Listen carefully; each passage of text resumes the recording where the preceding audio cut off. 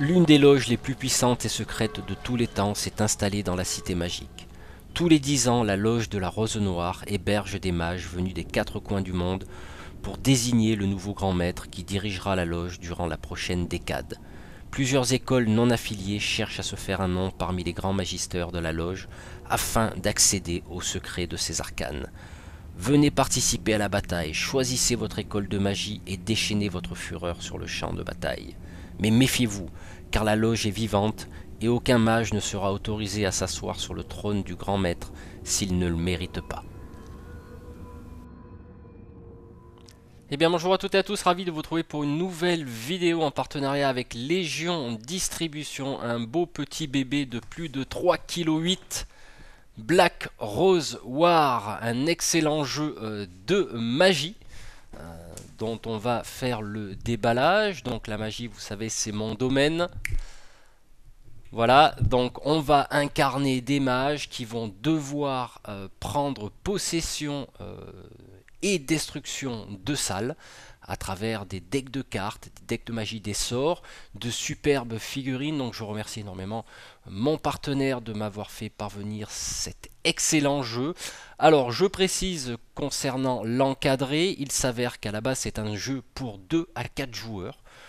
Pour 14 ans et plus, pour une durée approximative de 90 minutes. Mais il semblerait qu'il y a une version solo qui arrive.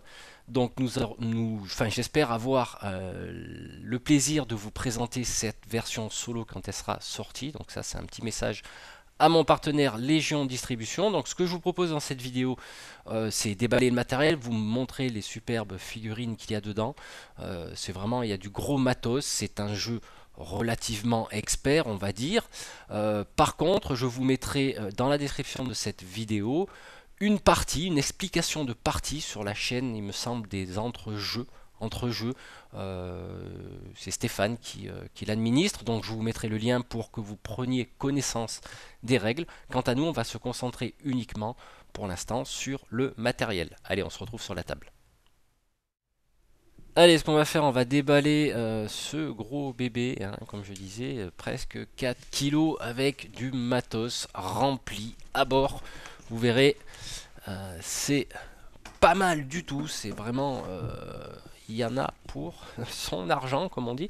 Donc tout d'abord, nous aurons un livre de règles qui compte à peu près 38 pages, donc avec de belles illustrations. Où c'est vraiment, au niveau du livret des règles, c'est très aéré, il n'y a pas particulièrement d'encart, voilà, vous voyez, c'est vraiment, il y a des exemples, c'est super bien expliqué. Bon, bien sûr, je me suis permis un petit peu de jeter un coup d'œil, donc j'essaye d'éviter les reflets. Donc on va pouvoir invoquer des monstres, il va falloir détruire des salles, il va falloir gagner le plus de points de victoire et être voilà, le mage le plus puissant qui va diriger la loge de la Rose Noire. Donc voilà, vous verrez, on regardera aussi en détail les figurines parce qu'elles dépassent la taille habituelle des 28 mm. Je crois que là ça fait entre 30 et 40 mm. Et là nous aurons ce qu'ils appellent le Codex Arcanum, où nous allons avoir dedans tout le nécessaire pour comprendre les effets des salles, pour comprendre les différents sorts, car vous allez incarner, il y a plusieurs écoles de magie, donc on a la nécromancie, on a l'illusion, donc vous allez choisir une de vos écoles de magie en fonction du mage que vous aurez choisi, mais au cours de la partie, vous pourrez faire appel à d'autres écoles de magie pour obtenir d'autres sorts et éventuellement arriver à un certain stade de prendre ce qu'on appelle les sorts oubliés. Que va pouvoir délivrer suite à l'activation de la salle de la Rose Noire. Donc là c'est une tuile. Donc nous aurons, vous voyez déjà ça se dépunche bien, donc ce qui prouve que c'est une très bonne qualité. Donc là nous aurons la piste d'événements de la Rose Noire avec des cartes que l'on va poser et qui au fur et à mesure vont se décaler jusqu'à sortir et bien sûr faire des effets. Nous aurons des ressources sous forme de cubes et éventuellement des salles détruites. Donc ils seront considérés dans le jeu comme des trophées pour les mages. Donc ça, c'est spécifique à la salle de la Rose Noire.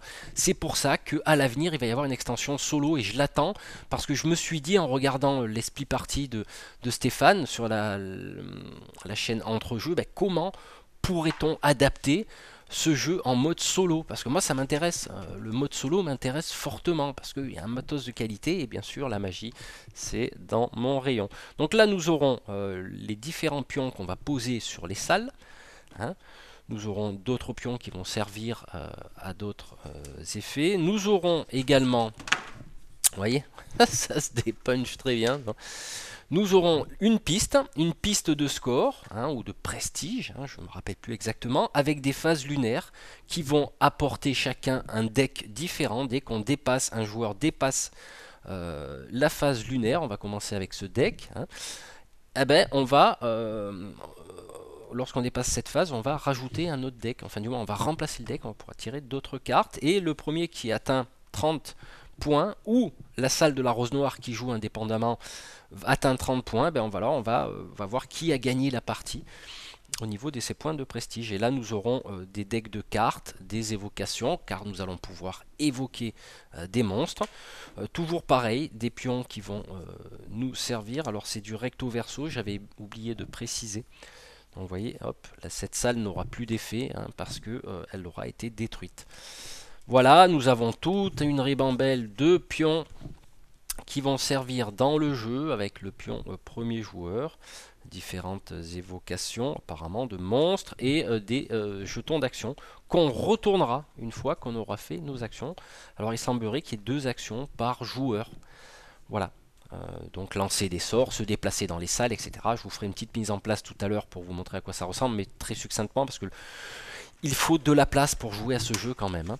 Donc nous aurons ici toutes les figurines au niveau des mages, au niveau des cubes, hein, qui vont représenter aussi bien leur point de vie que la prise de possession de salle, parce que pour détruire une salle il faudra qu'il y ait quand même au niveau du placement des cubes un maximum de pions pour prendre possession de la salle. Mais vous voyez, les figurines sont, je ferai une petite comparaison avec une figurine 28 mm, mais elles sont quand même superbes.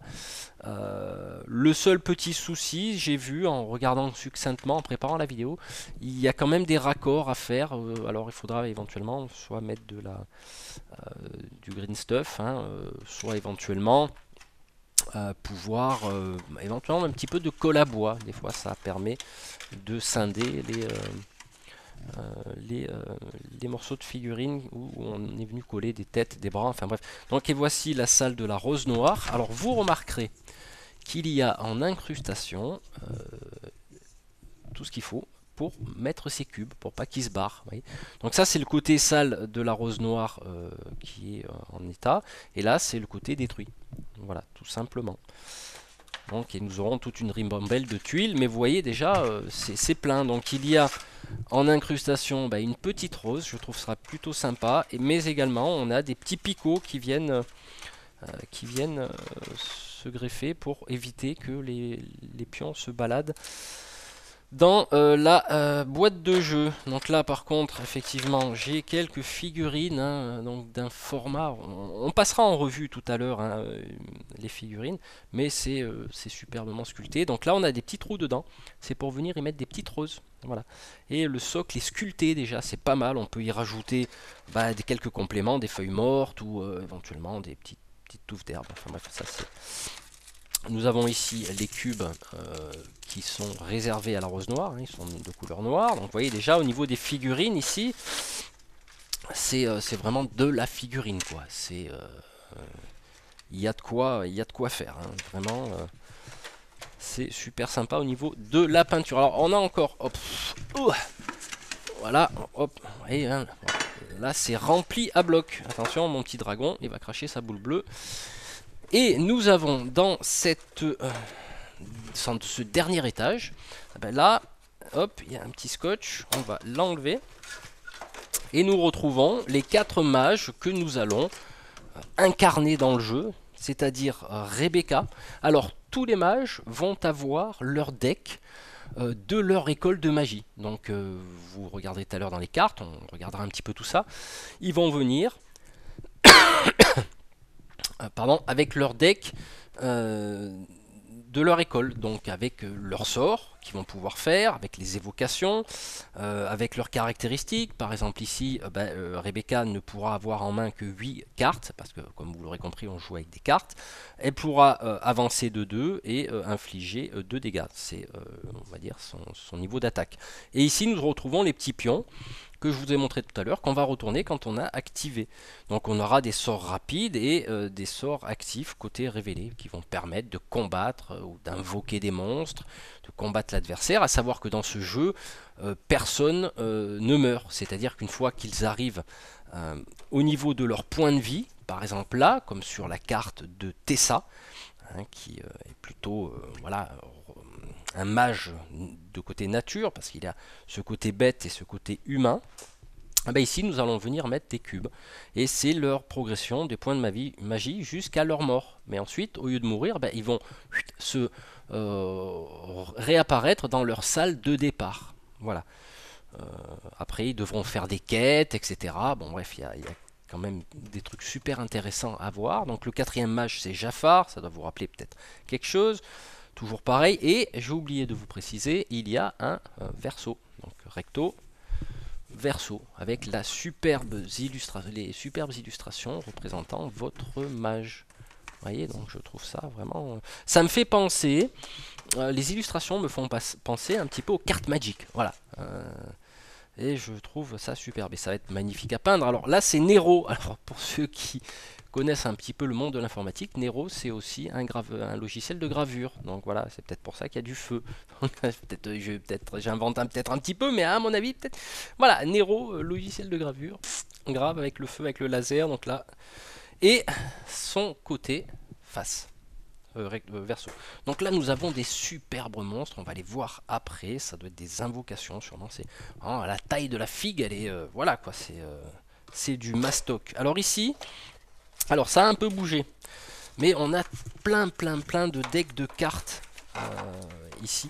Et ce petit carton qui vient séparer, je suppose qu'il va servir aux futures extensions. Donc la boîte ne pèsera plus 3,8 kg et quelques, à mon avis elle pèsera 4 kg. Pareil ici, nous avons des cartes petit format avec aussi également hop, le séparateur. Voilà.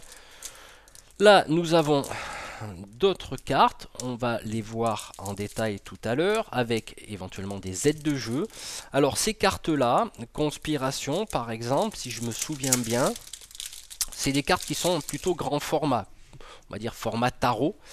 Et bien là nous retrouvons toutes les écoles de magie, Conspiration, Destruction, Divination, sorts oubliés qui sont affectés par rapport à la salle de la Rose Noire.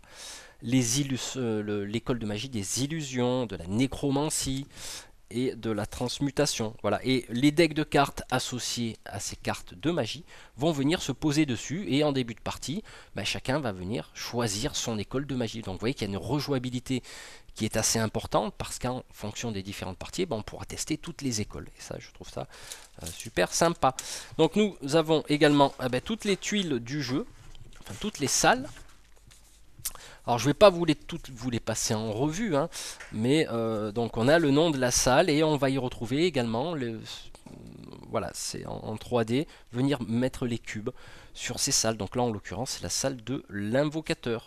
Là nous avons l'autel sacrificiel. Donc vous voyez, excusez-moi pour les reflets, là on a la salle des plaisirs. Alors je précise qu'elles sont recto verso. Donc quand la salle des plaisirs a été détruite, on la retourne et d'après ce que j'ai cru comprendre, on ne pourra plus appliquer son effet parce qu'elle est détruite. Donc les abysses, pareil, recto verso. Nous avons la salle du trône qui va être une salle importante, il me semble, le sanctuaire. Donc ces salles-là, par contre, vous voyez, donc il y a une couleur. Donc là, ça sera les salles de départ des mages, tout simplement.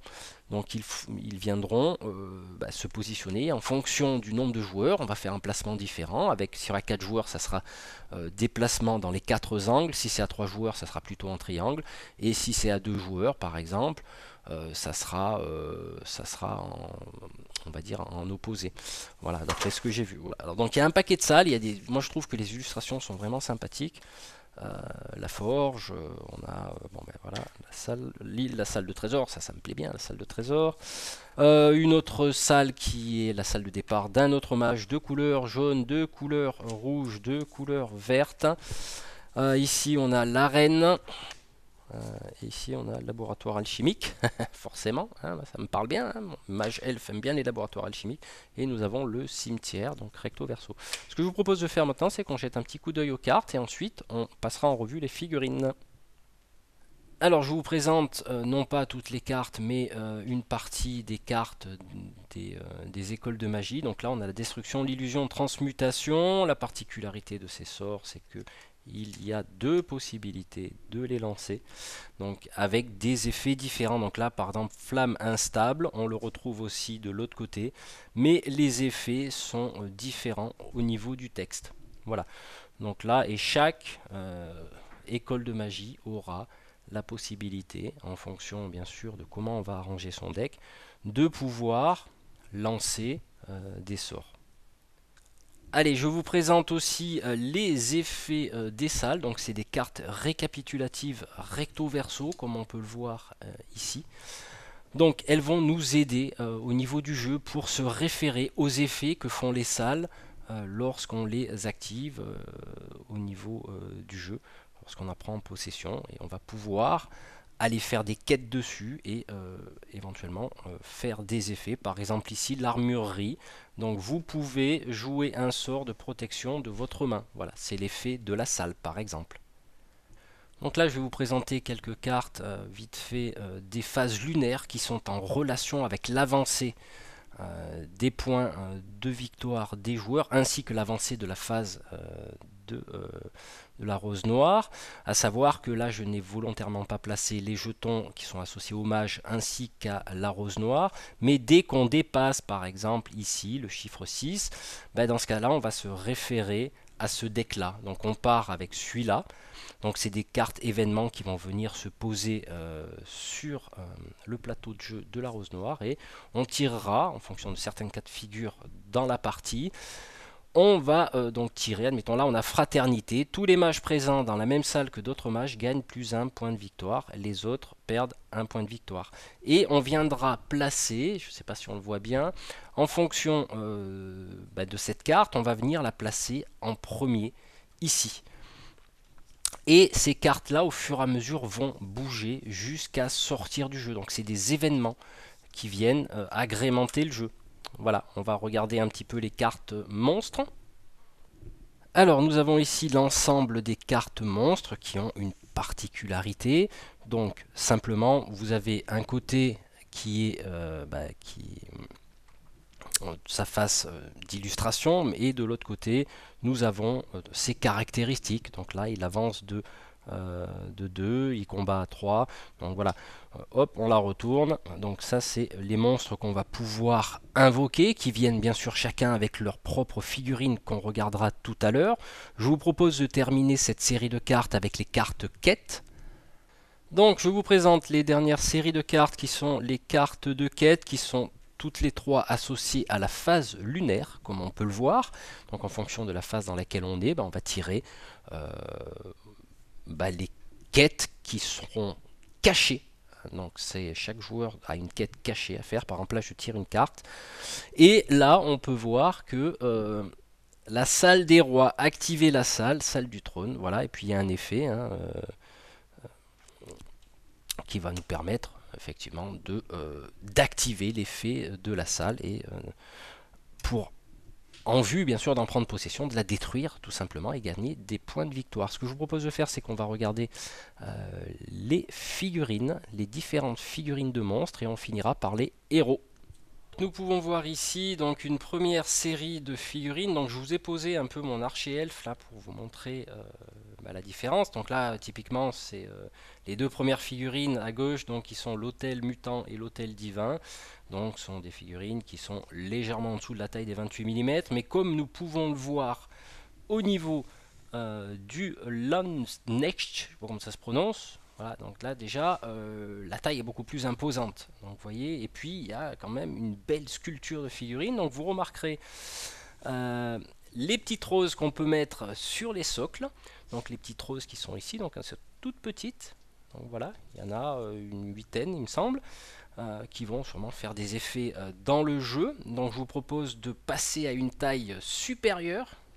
Là, je vous présente le Malacoda, qui est une des plus grosses figurines. C'est un démon. Donc il y en a 3 dans la boîte. Dans les figurines précédentes, il y en avait, on va dire, une huitaine pour le squelette et 5-6 pour les autres. Donc vous voyez, là, ça envoie du lourd. Là, c'est vraiment, là, à peindre, ça va être super sympa. Donc vous remarquerez effectivement qu'il y a toujours les petits trous là pour mettre les roses. Voilà. Donc je ne connais pas la signification parce que j'ai pas regardé entièrement la partie de Stéphane sur Entrejeux, mais bien sûr je vous invite à aller la voir. Allez, deux autres grosses figurines, donc le chevalier squelettique qui est un mort-vivant et le Cerbero qui est un démon à droite. Donc nous pouvons voir la taille des figurines superbement sculptées. Il faudra sûrement faire quelques petites retouches au niveau des jointures, parce qu'il y a quelques creux, mais bon ça c'est pas grave. Vous pouvez le faire avec du green stuff par exemple, ou une pâte quelconque durcissante. Voilà. Allez, nous avons ensuite Andromeda, donc qui est une autre figurine du jeu. Donc ils appellent ça Construct. Donc je ne sais pas trop ce que ça veut dire, mais on peut voir quand même que les tailles de ces figurines du jeu dépassent largement les 30 mm, hein, comme vous pouvez le voir. Là, on va jeter un petit coup d'œil aux 4 mages.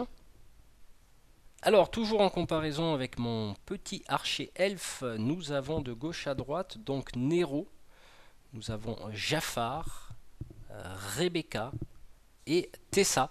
Donc on peut voir la taille de ces figurines, comme quand je dis que ça dépasse les 30-35 mm. Hein.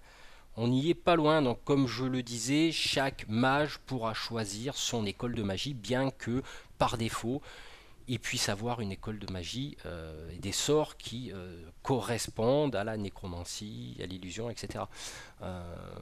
Donc voilà, mais vous aurez la possibilité en cours de partie de piocher d'autres sorts, d'autres écoles de magie n'étant pas la vôtre. Voilà, c'est la particularité, c'est se faire un deck de cartes avec éventuellement plusieurs écoles de magie. Et ça, je trouve ça sympa. Ce que je vous propose de faire maintenant, au-delà bien sûr d'une mise en place, que donc là vous voyez un petit peu comment ça se passe au niveau des tuiles, hein, comme j'ai expliqué, je vais vous conclure cette vidéo. Voilà, c'est ainsi que s'achève la présentation de cet excellent jeu de magie Black Rose Wars. Donc un jeu, vous l'aurez compris, où il faut détruire des salles, gagner des points de victoire et être le mage qui va prendre place sur le trône de la société secrète de la Rose Noire. Donc je tiens à remercier mon partenaire Légion Distribution pour l'envoi. Il est toujours très pointu et sélectif dans ses jeux, dont il fait la traduction et la distribue dans toutes les bonnes boutiques de notre hexagone. Qu'est-ce que je voulais rajouter de plus? Donc je suis très intrigué par la version solo, hein, parce que vu l'étendue du jeu, hein, le degré, on va dire, pas de complexité, mais je veux dire, c'est quand même un jeu expert où il faut quand même beaucoup de place sur la table de jeu. Voir un petit peu comment ça se traduit au niveau du gameplay solo. Voilà, rien d'autre. Je vous salue. Quant à moi, on va se retrouver très bientôt pour de nouvelles vidéos, mais il faut que j'aille entre-temps dans un monde parallèle, donc forcément le mage elfe va disparaître sous vos yeux. Allez.